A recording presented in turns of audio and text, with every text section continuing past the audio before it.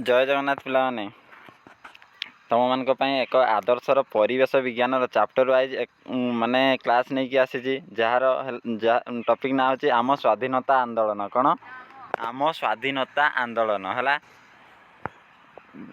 चलतु आज ताले आमे पढ़ा फास्ट मुझे तुमको नोट बनई नोट गुरा पढ़े शुणुची आम एमसीक्यू को माने आलोचना करने पूर्व जो मैंने चैनल नुआ अच्छे समस्त गोटे गोटे सब्सक्राइब कर तुम मैंने गोटे गोटे सब्सक्राइब कर जल्दी जल्दी गोटे गोटे सेसन को गोटे गोटे लाइक कर आउ एमती माने चैप्टर वाइज क्लास करने चाहूले मो सहित तुम मैंने मत कमेंट कह कि सार अन्य माने परिवेश विज्ञान अन्य विषय गुड़ी को आणतु मुझे आनी 10म अध्याय तो आम स्वाधीनता आंदोलन यहाँ सामाजिक पाठ आम सामाजिक पाठ आ विज्ञान 30 मार्क पड़ो 15 15 30 से तुमको ये 30 रु 30 केमती आनी से प्रति मैंने प्रिपेरेसन करी है। चलो ताले मो सहित माने जोड़ी होगी था एमती सब क्लास पाइबापी है। ताले परिवेश विज्ञान आम आज फास्ट चलो डिस्कसन कर प्रथम क्लास हूँ आम स्वाधीनता आंदोलन कौन आम स्वाधीनता आंदोलन गुरुत्वपूर्ण मन रख एगुरा समस्ते इंग्रेज बणिक मैंने 1600 मसीह ईस्ट इंडिया नामक कंपानी प्रतिष्ठा करते केत मसीह इंग्रेज बणिक मैंने 1600 मसीह ईस्ट इंडिया नामक कंपानी प्रतिष्ठा करते आम देश को आसी वाणिज्य व्यवसाय करवा से मुख्य उद्देश्य था से मुख्य उद्देश्य कौन थी से मुख्य उद्देश्य था वाणिज्य व्यवसाय करवा से मोगल सम्राट जहांगीर को अनुमति प्रथम सूरत ठारे आरंभ करते कौटे सूरत ठारे है कौटे सूरत ठारे व्यवसाय आरंभ करते कहार अनुमति पाई सम्राट मोगल सम्राट जहांगीर को अनुमति पाई तापर से माने कौटी कौटी कले कालक्रमे बॉम्बे जहाँकि बर्तमान मुंबई बॉम्बेटा बर्तमान मुंबई हो जाए कलिकता ठारे से वाणिज्य कठामान स्थापना कले तापर 1857 मसीह बंगर बाराकपुर और बरहमपुर ठारे प्रथमे सिपाही विद्रोह सूत्रपात होता मन रख माने सिपाही विद्रोह 1857 मसीह होता कौटी कौटी प्रथमे ना बाराकपुर और बरहमपुर ठारे प्रथमे सिपाही विद्रोह सूत्रपात होता झांसी राणी लक्ष्मीबाई तांतिया टोपे और नाना साहेब यही विद्रोहर नेतृत्व नेले ओडिशार चाखी खुंटिया जार डाकना थिला कौन चंदन हजूरी झांसी युद्ध लड़ी माने ये सिपाही विद्रोह लड़ी थे। संबलपुर रे वीर सुरेंद्र साय इंग्रेज मान विरोध में युद्ध करते किए संबलपुर वीर सुरेंद्र साय इंग्रेज मान विरोध में युद्ध करते 1857 मसीहार सिपाही विद्रोह को भारतर प्रथम स्वाधीनता संग्राम कहुए कौन कहुए 1857 मसीहार सिपाही विद्रोह को भारतर प्रथम स्वाधीनता संग्राम परीक्षा पड़ो एथर भारतर प्रथम स्वाधीनता संग्राम ना कौन मु कहूबा प्रति क्वेश्चन परीक्षा आसो तुम मैंने नोट करके पढ़ुता जदि न पढ़ला आसिक मत अनसब्सक्राइब करदेव है।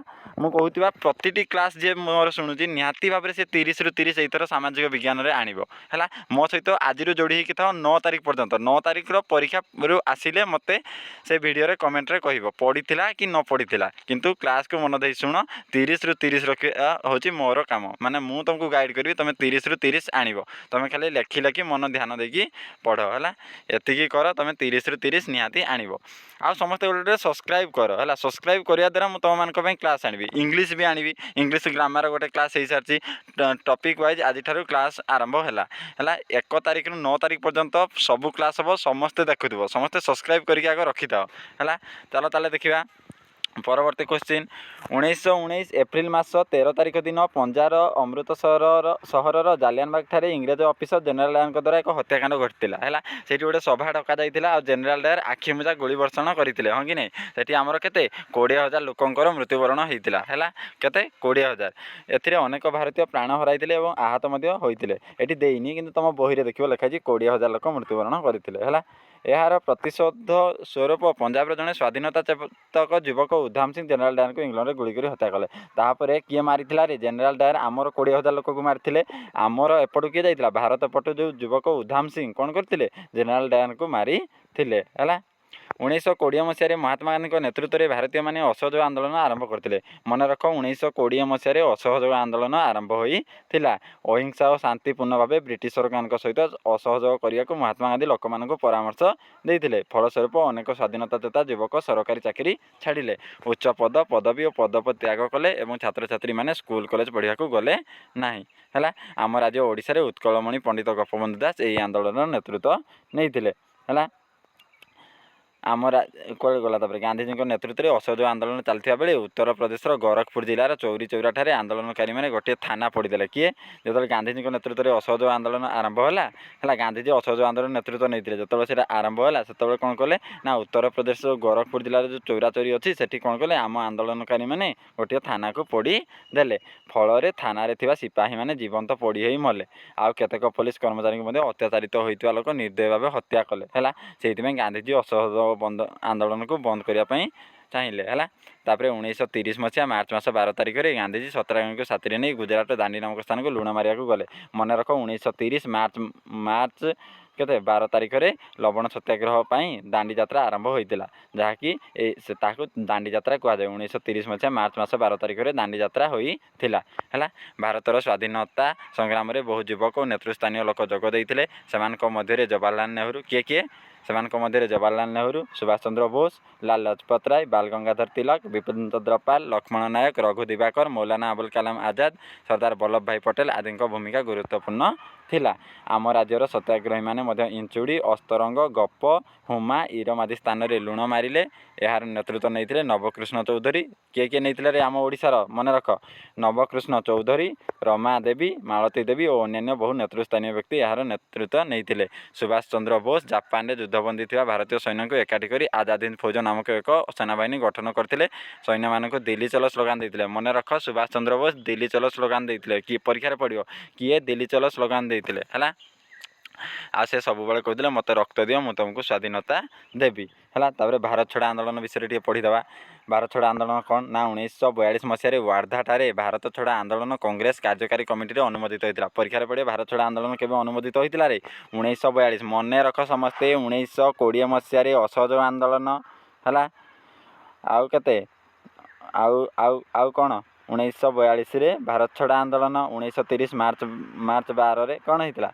ଦାଣ୍ଡି ଯାତ୍ରା ହେଇଥିଲା। ଆଉ 1919 ଏପ୍ରିଲ 13ରେ ହେଇଥିଲା ଜାଲିଆନାବାଗ ହତ୍ୟାକାଣ୍ଡ ପଞ୍ଜାବର ଅମୃତସର ଠାରେ, ଯେଉଁଠାରେ କି ଜେନେରାଲ ଡାୟାର ଆମର 20,000 ଲୋକଙ୍କୁ ମାରିଥିଲେ ହେଲା। ଆଉ 1857 ମସିହାରେ ସିପାହୀ ବିଦ୍ରୋହ ହୋଇଥିଲା ହେଲା। କେଉଁଠି ନା ବାରାକପୁର ବରହମପୁରଠାରେ ହେଇଥିଲା ହେଲା। ତାପରେ ଦେଖିବା କ'ଣ 1943 ମସିହା ଫେବୃଆରୀ ମାସ 10 ତାରିଖରେ ଗାନ୍ଧିଜୀ ଜେଲରେ ଅନଶନ କରିଥିଲେ। କିନ୍ତୁ ଦେଖ, ଗାନ୍ଧିଜୀକୁ ନେଇଯାଇଥିଲେ 2 ବର୍ଷ ପାଇଁ ହେଲା। ପରିସ୍ଥିତି ଅଧିକ ଖରାପ ଆଡ଼କୁ ଯାଉଥିବା ଜାଣି ଇଂରେଜ ସରକାର ମହାତ୍ମା ଗାନ୍ଧୀଙ୍କୁ 1944 ମସିହାରେ ଜେଲରୁ ଖଲାସ କଲେ ହେଲା। ଦେଖ, 1943 ମାର୍ଚ୍ଚ 10ରେ ଗଲା, 1944ରେ ଆସିଲା ହେଲା। 1945ରେ ଶ୍ରମିକ ଦଳର ନେତା ଅଟଲି ବିଲାତର ପ୍ରଧାନମନ୍ତ୍ରୀ ହୋଇଥିଲେ। ପରୀକ୍ଷାରେ ଏଇଟା ପଡ଼ିବ। 1900 ମସିହାରେ ଶ୍ରମିକ ଦଳର ନେତା ଅଟଲି ବିଲାତର ପ୍ରଧାନମନ୍ତ୍ରୀ ହୋଇଥିଲେ ହେଲା। 1947 ମସିହା ଅଗଷ୍ଟ ମାସ 15 ତାରିଖ ଦିନ ଭାରତ ସ୍ୱାଧୀନତା ଲାଭ କଲା। ଆମେ ସ୍ୱାଧୀନ ଭାରତର ନାଗରିକ ଭାବେ ପୃଥିବୀବାସୀଙ୍କ ଭାବରେ ପରିଚିତ ହେଲୁ। ଚାଲ ତାହେଲେ ଏବେ ଆମେ କ'ଣ MCQକୁ ଡିସ୍କସନ୍ କରିବା ହେଲା। କ'ଣ MCQ ଡିସ୍କସନ୍ କରିବା। ଆଉ କାଲି ଆଡ଼ମିଟ୍ କାର୍ଡ଼ ଆସିଯାଇଛି ହେଲା। ସମସ୍ତେ ଯିଏ ଡାଉନଲୋଡ଼୍ କରିନ ଡାଉନଲୋଡ଼୍ କରିଦେବ ଆଡ଼ମିଟ୍ କାର୍ଡ଼ ହେଲା। ଲିଙ୍କ୍ ହେଉଛି www.bscodisha.gov.in ହେଲା। ଡାଉନଲୋଡ଼୍ କରିଦେବ। ଏଇନା ତାହେଲେ ଆମେ MCQ କୋଶ୍ଚିନ୍କୁ ମାନେ ଡିସ୍କସନ୍ କରିବା ହେଲା। ଚାଲ ପ୍ରଥମ କୋଶ୍ଚିନ୍ କ'ଣ ଅଛି ଦେଖିବା। ପ୍ରଥମ କୋଶ୍ଚିନ୍ ହେଉଛି, କେତେକ ଇଂରେଜ ବଣିକ ଡ୍ୟାସ୍ ମସିହାରେ ଇଷ୍ଟ ଇଣ୍ଡିଆ କମ୍ପାନୀ ଗଠନ କରିଥିଲେ ବା ପ୍ରତିଷ୍ଠା କରିଥିଲେ? କେତେ ମସିହାରେ? 1600 ମସିହାରେ। କେତେ ମସିହାରେ? 1600 ମସିହାରେ। ଏମିତି କୋଶ୍ଚିନ୍ଟା ଆସିବ ପୁରା ଡାଇରେକ୍ଟ। କେତେକ ଇଂରେଜ ବଣିକ ଡ୍ୟାସ୍ ମସିହାରେ ଇଷ୍ଟ ଇଣ୍ଡିଆ କମ୍ପାନୀ ପ୍ରତିଷ୍ଠା କରିଥିଲେ? ତୁମେ ଟେଷ୍ଟ ପେପରରେ ପଢ଼ିବା ଅପେକ୍ଷା ଟେଷ୍ଟ ପେପରରେ କ'ଣ ନା ବହୁତ କୋଶ୍ଚିନ୍ ଦେଇଛି, ସେ ବିଷୟରେ ବହୁତ କୋଶ୍ଚିନ୍ ଦେଇଛି। ତା ବଦଳ ତୁମେ ଏଇ କୋଶ୍ଚିନ୍କୁ ପଢ଼ିକି ଯିବ। ସେଥିରେ ଏତେ କୋଶ୍ଚିନ୍, ମୁଁ 100ଟା କୋଶ୍ଚିନ୍ ନ ପଢ଼ି 25ଟା କୋଶ୍ଚିନ୍ ସେ ବିଷୟରେ ପଢ଼ିକି ଯିବି। ଆମ ସ୍ୱାଧୀନତା ସଂଗ୍ରାମର 100ଟା କୋଶ୍ଚିନ୍ ପଢ଼ିବା ଅପେକ୍ଷା ମୁଁ ପ୍ରୋଭାଇଡ଼ କରୁଥିବା କେତେ 25ଟା 27ଟା କୋଶ୍ଚିନ୍ ପଢ଼ିକି ଯିବ। ସେଇ ଭିତରୁ ନିହାତି ଆସିବ କୋଶ୍ଚିନ୍ ହେଲା। ତୁମେ ଏତେ କୋଶ୍ଚିନ୍ ପଢ଼ିବା ଦରକାର ନାହିଁ। ମୋ ଚ୍ୟାନେଲ୍ ସହିତ ପଢ଼ି ଯାଅ, ନିହାତି ଭଲ କରିବ ହେଲା। 9 ଦିନରେ ତୁମେ 40+ ମାର୍କ ରଖିକି ପାସ୍ କରିବ, ସିଲେକ୍ସନ୍ ହେବ ତୁମ ବ୍ଲକ୍ରେ ହେଲା। ଆଉ କିଏ କେଉଁ ବ୍ଲକ୍ରେ ଏଥର ଆଦର୍ଶ ଆପ୍ଲାଏ କରିଛ ସମସ୍ତେ ଯେଉଁ ଦେଖୁଛ କମେଣ୍ଟରେ କହିବ। କିଏ କେଉଁ ବ୍ଲକ୍ରେ ଏ ବର୍ଷ ଆଦର୍ଶ ଆପ୍ଲାଏ କରିଛ ସମସ୍ତେ ନିଜ ନିଜ ବ୍ଲକ୍ର ନାଁ ଲେଖିବ, ଆଉ କେଉଁ OAVରେ କହିବ ହେଲା।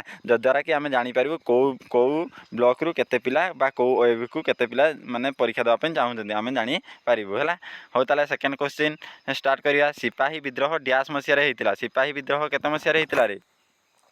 ସମସ୍ତେ କୁହ, ସିପାହୀ ବିଦ୍ରୋହ କେତେ ମସିହାରେ ହେଇଥିଲା ହେଲା? 1857 ମସିହାରେ ସିପାହୀ ବିଦ୍ରୋହ ହେଇଥିଲା। ମନେ ରଖ, 1857 ମସିହାରେ ସିପାହୀ ବିଦ୍ରୋହ ହେଇଥିଲା। ଆଉ ଯେଉଁମାନେ ଏଇ PDFଟା ନେବା ପାଇଁ ଚାହୁଁଛ ସେମାନେ ଏଇ ନମ୍ବରରେ ମୋତେ ହ୍ୱାଟ୍ସଅପ୍ କିମ୍ବା କଲ୍ କର, ମୁଁ ତୁମକୁ ଦେଇଦେବି 7008197063 ଏଇ ନମ୍ବରରେ ମୋତେ କୁହ। ମୁଁ ମାନେ ଏଇଗୁଡ଼ା ଦେଖ ପୁରା ସିଲେକ୍ସନ୍ କୋଶ୍ଚିନ୍ ହେଲା, ପରୀକ୍ଷାରେ ଆସିବା ଭଳି ପୁରା ସିଲେକ୍ସନ୍ କୋଶ୍ଚିନ୍ ମୁଁ ଦେବି। ଯିଏ PDF ନେବା ପାଇଁ ଚାହୁଁଛ ଏଇ ନମ୍ବରରେ ମୋତେ ହ୍ୱାଟ୍ସଆପ୍ରେ ମାନେ ମେସେଜ୍ କରିପାର, ନହେଲେ ତ ଡାଇରେକ୍ଟଲି କଣ୍ଟାକ୍ଟ କରିପାର ହେଲା, ଆଉ ମୋଠୁ PDF ନେଇପାର ହେଲା। ଚାଲ ତାହେଲେ ତୃତୀୟ ମାନେ 3 ନମ୍ବର କୋଶ୍ଚିନ୍ ଦେଖିବା କ'ଣ ଅଛି। ଜାଲିଆନାବାଗ ହତ୍ୟାକାଣ୍ଡ ଡ୍ୟାସ୍ ମସିହାରେ ହୋଇଥିଲା। କେତେ ମସିହାରେ ଜାଲିଆନାବାଗ ହତ୍ୟାକାଣ୍ଡ ହୋଇଥିଲା? 1919 ମସିହାରେ ଜାଲିଆନାବାଗ ହତ୍ୟାକାଣ୍ଡ ହୋଇଥିଲା ହେଲା। ପରବର୍ତ୍ତୀ କୋଶ୍ଚିନ୍ ଯିବା। ଇଂରେଜ ସରକାରଙ୍କ ଦମନମୂଳକ ଆଇନ ବିରୋଧରେ ଅସହଯୋଗ ଆନ୍ଦୋଳନ ଡ୍ୟାସ୍ ମସିହାରେ ଆରମ୍ଭ କରାଯାଇଥିଲା। କେତେ ମସିହାରେ? ଅସହଯୋଗ ଆନ୍ଦୋଳନ କେତେ ମସିହାରେ କହିଛି? କେତେ ମସିହାରେ? 1920 ମସିହାରେ ଆରମ୍ଭ ହୋଇଥିଲା। ଭାରତ ଛଡ଼ା ଆନ୍ଦୋଳନ ଡ୍ୟାସ୍ ମସିହାରେ ୱାର୍ଦ୍ଧାଠାରେ କଂଗ୍ରେସ କାର୍ଯ୍ୟକାରୀ କମିଟିରେ ଅନୁମୋଦିତ ହୋଇଥିଲା। କେତେ ମସିହାରେ? 1942ରେ। ମୁଁ କହୁଛି ଏଇଗୁଡ଼ାକୁ ତୁମେ ପଢ଼ିକି ଯାଅ। ଏଇଗୁଡ଼ା ହେଉଛି ଭେରି ଭେରି ଇମ୍ପୋର୍ଟାଣ୍ଟ କୋଶ୍ଚିନ୍ ହେଲା। ପୁରା ମାନେ ଏଗୁଡ଼ାକୁ ମୁଁ ଆଣିଛି ପୁରା ଏଇଟା କେଉଁ ଟେଷ୍ଟ ପେପରରେ ନାହିଁ, ଏଇଟା ଆମେ ନିଜେ ବନେଇଛୁ ହେଲା। ଏଇଟା କେଉଁ ଟେଷ୍ଟ ପେପରରେ ତୁମେ ଭାବୁଛ କି? ଏଇଟା ଟେଷ୍ଟ ପେପର ନାହିଁ। ଏଗୁଡ଼ା ହେଉଛି ମାନେ ପୁରା ପରୀକ୍ଷା ଉପଯୋଗୀ ପଡ଼ିବା ଭଳି ସବୁ କୋଶ୍ଚିନ୍ ଆମେ ନିଜେ ତିଆରି କରିଛୁ, ଆଉ ମୁଁ ତାକୁ PDF ଆକାରରେ ସଜେଇଛି ହେଲା। ଚାଲ ତାହେଲେ ଦେଖିବା ପରବର୍ତ୍ତୀ କୋଶ୍ଚିନ୍ କ'ଣ ଅଛି। 6 ନମ୍ବର। ମହାତ୍ମା ଗାନ୍ଧୀଙ୍କ ନେତୃତ୍ୱରେ ଦାଣ୍ଡି ଯାତ୍ରା କେବେ କରାଯାଇଥିଲା? କୁହରେ ଦାଣ୍ଡି ଯାତ୍ରା କେବେ କରାଯାଇଥିଲା ହେଲା। 1930 ମାର୍ଚ୍ଚ 12 ତାରିଖରେ ଦାଣ୍ଡି ଯାତ୍ରା ହେଇଥିଲା ହେଲା। ତାପରେ ଦେଖିବା ପରବର୍ତ୍ତୀ କୋଶ୍ଚିନ୍। ସୁଭାଷ ଚନ୍ଦ୍ର ବୋଷ କେଉଁଠାରେ ଆଜାଦ ହିନ୍ଦ ଫୌଜ ଗଠନ କରିଥିଲେ? କେଉଁଠାରେ? ଏଇଟା ତୁମେ କୁହ। 7 ନମ୍ବର କ'ଣ ତୁମେ କହିବ? ମୁଁ ପଢ଼େଇଛି। 7 ନମ୍ବର କ'ଣ ସମସ୍ତେ କୁହ। 7 ନମ୍ବର ଆନ୍ସାର୍ କ'ଣ ହେବ ସମସ୍ତେ ମୋତେ କମେଣ୍ଟରେ କୁହ ହେଲା। ମୁଁ ଏଇଟା କହୁନି, ଦେଖିବା କାହାର ଆନ୍ସାର୍ ଠିକ୍ ହେଉଛି। ସୁଭାଷ ବୋଷ କେଉଁ ସେନାବାହିନୀ ଗଠନ କରିଥିଲେ? ଆଜାଦ ହିନ୍ଦ ଫୌଜ। କ'ଣ? ଆଜାଦ ହିନ୍ଦ ଫୌଜ ହେଲା। ଆଜାଦ ହିନ୍ଦ ଫୌଜ ଗଠନ କରିଥିଲେ ହେଲା। ପରବର୍ତ୍ତୀ କୋଶ୍ଚିନ୍ ଯିବା। ଇଂରେଜମାନେ ସର୍ବପ୍ରଥମେ କେଉଁଠାରେ ବ୍ୟବସାୟ ଆରମ୍ଭ କରିଥିଲେ ରେ? ପ୍ରଥମେ ସୁରତଠାରେ। କେଉଁଠାରେ? ସୁରତଠାରେ ଆରମ୍ଭ କରିଥିଲେ। ଇଂରେଜମାନେ କେଉଁ ରାଜାଙ୍କ ଅନୁମତି ପାଇଁ ପ୍ରଥମେ ସୁରତଠାରେ ବ୍ୟବସାୟ ଆରମ୍ଭ କରିଥିଲେ? କାହାର?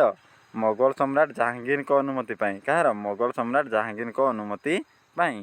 ସୁରେନ୍ଦ୍ର ସାଏ କେଉଁଠାରେ ଇଂରେଜ ବିରୋଧରେ ଲଢ଼ିଥିଲେ? କୁହ।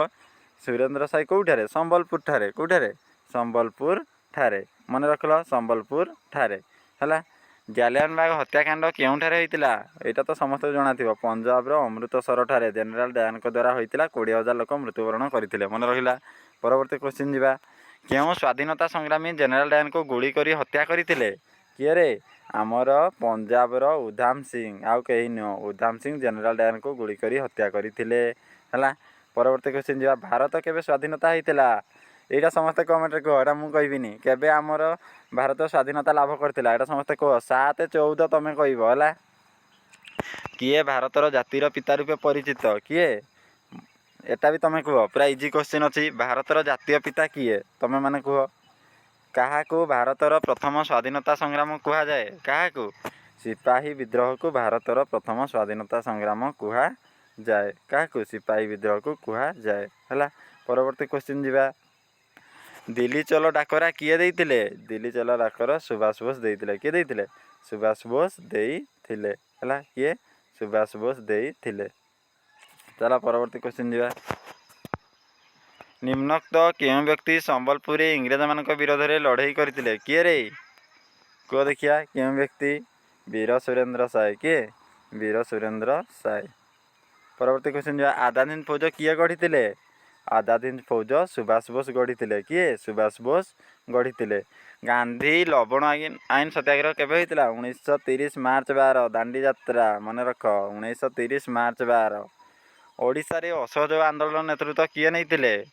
ଓଡ଼ିଶାର ଅସହଯୋଗ ଆନ୍ଦୋଳନ ନେତୃତ୍ୱ କିଏ ନେଇଥିଲେ ରେ? ନେଇଥିଲେ ଗୋପବନ୍ଧୁ ଦାସ। ପଣ୍ଡିତ ଗୋପବନ୍ଧୁ ଦାସ ନେଇଥିଲେ ହେଲା। ଜାଲିଆନାବାଗ ହତ୍ୟାକାଣ୍ଡ କେବେ ହେଇଥିଲା? ବାରମ୍ବାର କହୁଛି। 1919 ଏପ୍ରିଲ 13। କେତେ? 1919 ଏପ୍ରିଲ 13 ହେଲା। ଦାଣ୍ଡି ଯାତ୍ରାର ନେତୃତ୍ୱ କିଏ ନେଇଥିଲେ? ଦାଣ୍ଡି ଯାତ୍ରାର ନେତୃତ୍ୱ ନେଇଥିଲେ ସେଇ ମହାତ୍ମା ଗାନ୍ଧୀ। ଅସହଯୋଗ ଆନ୍ଦୋଳନ ବି ମହାତ୍ମା ଗାନ୍ଧୀ, ଦାଣ୍ଡି ଯାତ୍ରା ବି ମହାତ୍ମା ଗାନ୍ଧୀ। ନେତାଜୀ କିଏ? ନେତାଜୀ ସୁଭାଷ ଚନ୍ଦ୍ର ବୋଷ ହେଲା। ନେତାଜୀ କିଏ ଆମର? ସୁଭାଷ ଚନ୍ଦ୍ର ବୋଷ ହେଲା। ନିମ୍ନୋକ୍ତ ମଧ୍ୟରୁ କିଏ ବିଲାତର ପ୍ରଧାନମନ୍ତ୍ରୀ ହୋଇଥିଲେ? କିଏ? ଆଟଲି ରେ। କିଏ? ଆଟଲି ହେଲା। 26 ନମ୍ବର ଦେଖିବା। ମୋତେ ରକ୍ତ ଦିଅ ମୁଁ ତୁମକୁ ସ୍ୱାଧୀନତା ଦେବି। କିଏ କହିଥିଲେ? ଏଇ ବର୍ଷ ଗଲା ବର୍ଷ ପଡ଼ିଥିଲା କୋଶ୍ଚିନ୍ଟା, ଏଇ ବର୍ଷ ବି ଆସିପାରେ ହେଲା। ମୋତେ ରକ୍ତ ଦିଅ ମୁଁ ତୁମକୁ ସ୍ୱାଧୀନତା ଦେବି କିଏ କହିଥିଲେ? ସୁଭାଷ ଚନ୍ଦ୍ର ବୋଷ। କିଏ କହିଥିଲେ? ସୁଭାଷ ଚନ୍ଦ୍ର ବୋଷ। 1857 ମସିହାରେ ବଙ୍ଗର କେଉଁ ଅଞ୍ଚଳରେ ସିପାହୀ ବିଦ୍ରୋହର ସୂତ୍ରପାତ ହେଲା? ବାରାକପୁର ଆଉ ବ୍ରହ୍ମପୁର ଠାରେ ହେଲା।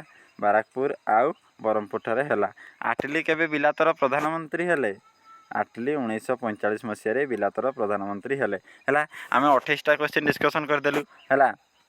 ଆଜି ଆମେ ରାତିରେ ବିଜ୍ଞାନର ଗୋଟେ ଫାର୍ଷ୍ଟ ଚାପ୍ଟରକୁ ନେଇ ଆସିବା ସ୍ୱାସ୍ଥ୍ୟ ଓ ରୋଗ ହେଲା। ସ୍ୱାସ୍ଥ୍ୟ ଓ ରୋଗ ବିଷୟଟିକୁ ଆଜି ଆମେ ନେଇକି ଆସିବା ହେଲା। ଡିସ୍କସନ୍ କରିବା କ'ଣ ସ୍ୱାସ୍ଥ୍ୟ ଓ ରୋଗ ହେଲା। ଏଇଠି ମୁଁ କ୍ଲାସ୍କୁ ରଖୁଛି। ସମସ୍ତେ ଗୋଟେ କ୍ଲାସ୍କୁ ଗୋଟେ ଲାଇକ୍ ଆଉ ସେୟାର କରିଦିଅ। ଆଉ ଆମ ଚ୍ୟାନେଲ୍କୁ ସମସ୍ତେ ଗୋଟେ ସବସ୍କ୍ରାଇବ୍ କରିଦିଅ। କ'ଣ ଗୋଟେ ସବସ୍କ୍ରାଇବ୍ କରିଦିଅ ହେଲା। ଏତିକିରେ ରହୁଛି। ଜୟ ଜଗନ୍ନାଥ।